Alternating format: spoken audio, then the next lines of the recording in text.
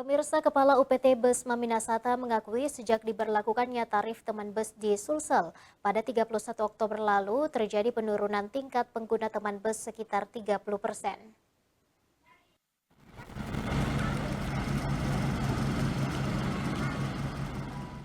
Berdasarkan Peraturan Menteri Keuangan tahun 2022, seluruh layanan teman bus di 10 kota di Indonesia telah memberlakukan tarif bagi pengguna teman bus. Penyesuaian tarif tersebut berdasarkan kajian kemampuan dan kemauan membayar masyarakat. Di Makassar sendiri, sejak diberlakukannya tarif pada 31 Oktober lalu, pemerintah menerapkan tarif bagi pengguna teman bus sebesar Rp4.600 untuk umum. Namun, terdapat 3 kategori yang tarifnya masih Rp0, diantaranya untuk pelajar SMA ke bawah, lansia, dan penyandang disabilitas. Kepala UPT Bus Maminasata Andi Nurdiana mengungkapkan, untuk naik teman bus ada 2 metode pembayaran yang dapat dilakukan, non-tunai maupun QRIS. Dan yang kedua, pembayaran menggunakan QRIS dengan cara scan QR Code yang ada di pintu masuk bus melalui aplikasi e-wallet atau m-banking yang sudah terdaftar QRIS di Bank Indonesia.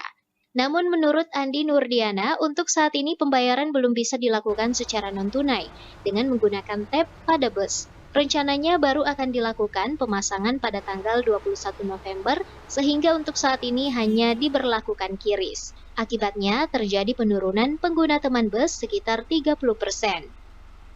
Pemberlakuan tarif itu sesuai dengan Peraturan Menteri Keuangan nomor 138/PMK.02 tahun 2022 bahwa sejak tanggal 31 Oktober 2022 seluruh layanan teman bus di 10 kota itu harus berbayar dengan tarif masing-masing kota itu berbeda, disesuaikan dengan kajian kemampuan dan kemauan membayar dari masyarakat.